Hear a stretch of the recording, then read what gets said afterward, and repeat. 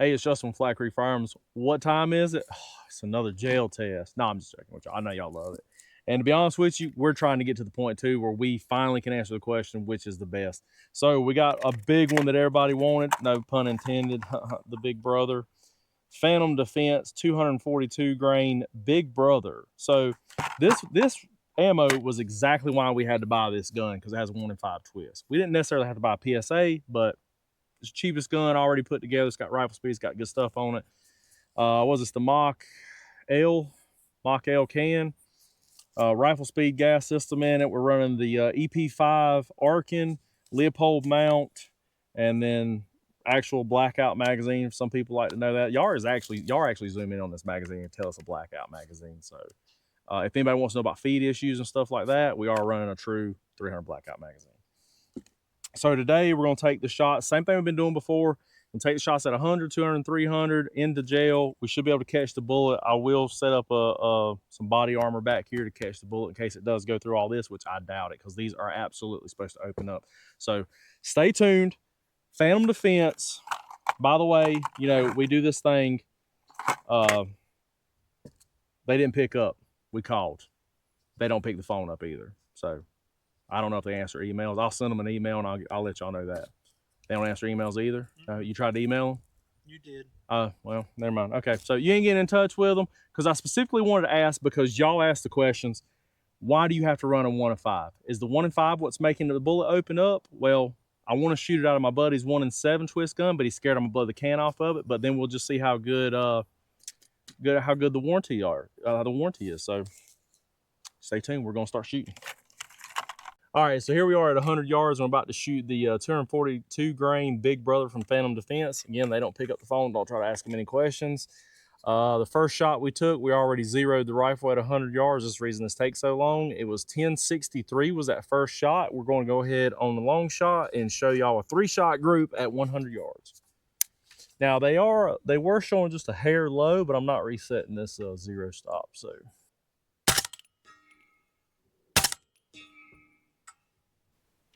I'm sorry. I can go back and look, but that one was 1032. And that one was 1042. So right now, our slowest one was 1032. Our fastest one was 1063 for an average of 4 shots, 1045. Now we're going to take the shot in the jail at 100 yards. All right, so we're about to take the shot in the jail block at 100 yards with the Phantom Defense.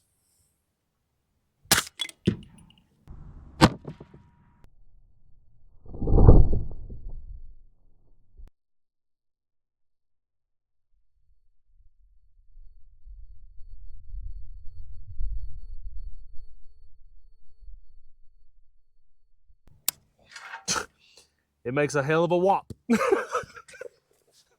And that one was, just for the velocity, that one was 1048. All right, so here we are down here at the 100-yard jail block test. Center punched it. You can see it had a little spiral on it, and it pretty much went through 17.5 inches of jail for the first block, kind of stuck right in the edge of the second block. But it took this wicked kind of curve, which is kind of weird. All the rest of the stuff I watched online, it was saying these actually go pretty straight because the pedals kind of pull out like a grappling hook, and it kind of just pulls evenly through the jail block. With this one, there actually was a little bit of a curve, but nothing like the tumbling and stuff we see out of like the other subsonics. So we'll just kind of dig this out real quick, just so. That thing is like a little grappling hook. That is still pretty gnarly though. I mean, that's.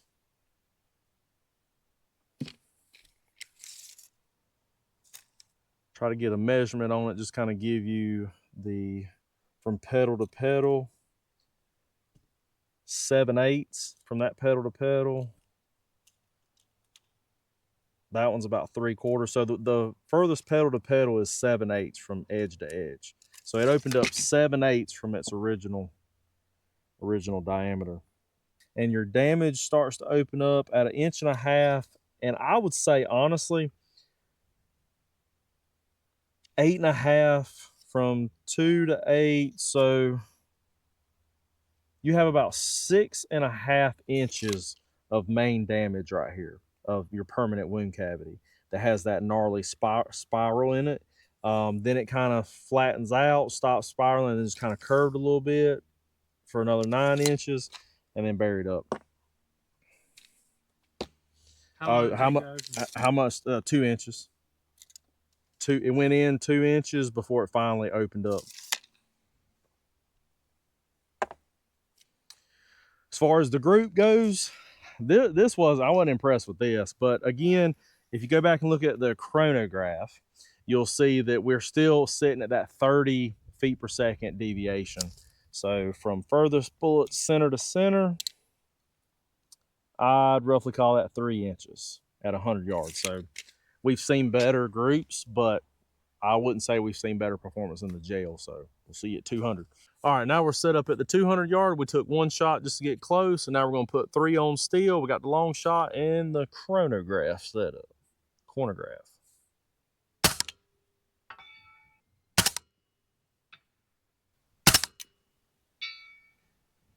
Jesus, they suck. Like this is not going to 300 yards. All right, so we're about to take the shot into the gel block. I mean, it might take 2 or 3 shots to get it in there. So I dialed for the elevation for us being low, but there's still this crazy left-right variance, and there's really no wind out here today, so it's a crapshoot. So it went low.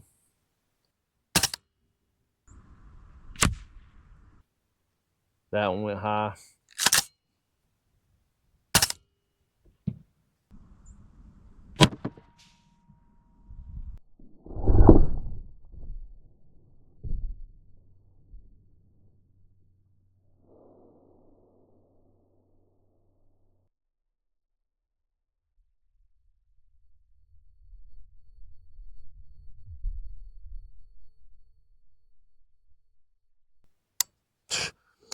Definitely went in there. Yep.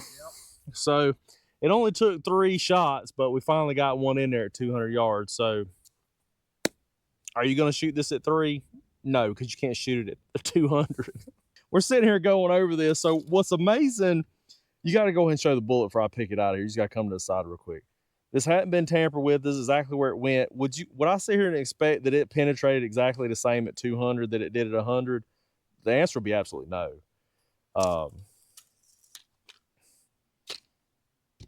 So here's. I had to steel. Oh, this is the one that hit the steel? Mm-hmm. Oh, that's kind of crazy. So even on a piece of steel, they're only opening up what they bore the hollow point out to. The rest of it kind of stayed together, and it's not going fast enough to break itself up against the steel. So that's actually really cool. Again, this is going to be 17 and a half, 17 and 3/4. So penetration did exactly the same thing. Kind of one pedal stuck in the side right here. And let's just see pedal to pedal, just in case anybody wants to know the actual. Let's see, let me go from here to here. 7/8. 7/8. So yeah, it is absolutely 100% consistent as far as its flowering and opening up and mushrooming. It is doing the same exact thing every time. So moving over to the actual damage, we already got the penetration. We know that's 17 and a half to 18. This one actually, this is crazy. This one's straight lined. So this one actually curved out a little bit, but this one actually straight lined to 200. Same thing, looks like 2 1/4 to open up on this one. So we added a 1/4 inch before it started opening up.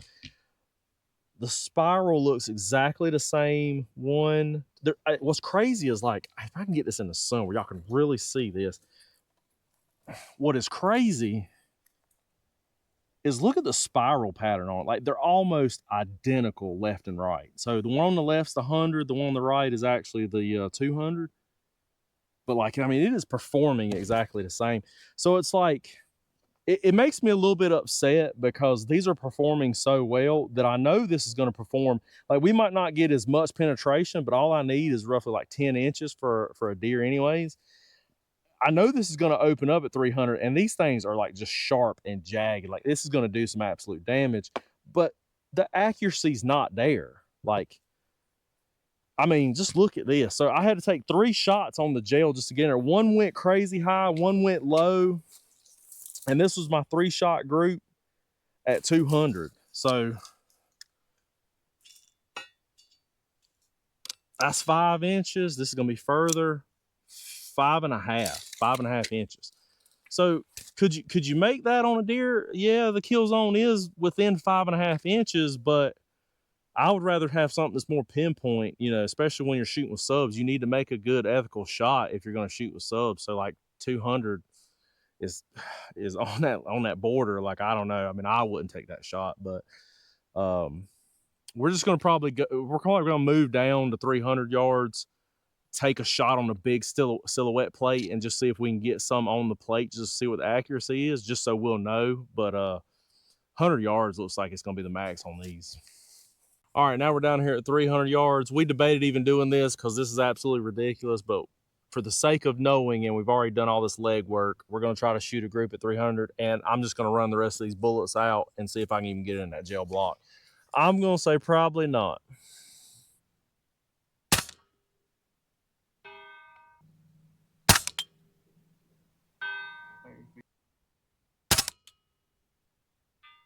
There's the group. That's what I was expecting. So, I don't know if y'all can see that, but I'm surprised those two stacked on top of each other. So, I don't know. That's some kind of magic. But so I'm just going to go ahead and say that's about 16 to 18 inches. So, we're going to try to get one in the gel block. If not, we're going to run out of ammo trying. All right, now we're going to attempt. We're not going to make any promises, but we're going to attempt to shoot this in this gel block. We double stacked them. If it comes out, like I said, I promise y'all I'll find the bullet.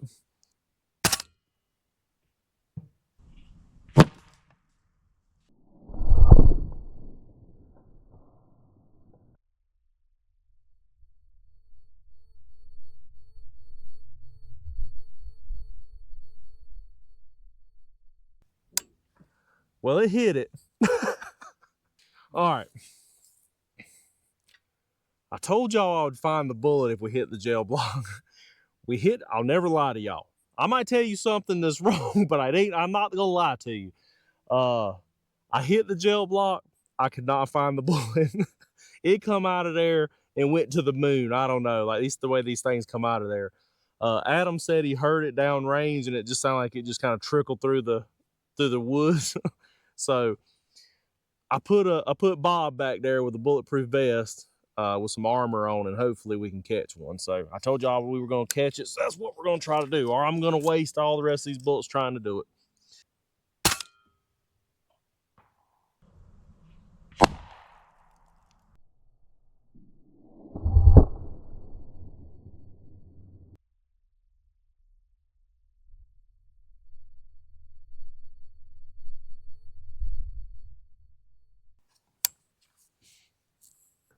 It sounded like it thumped that body armor.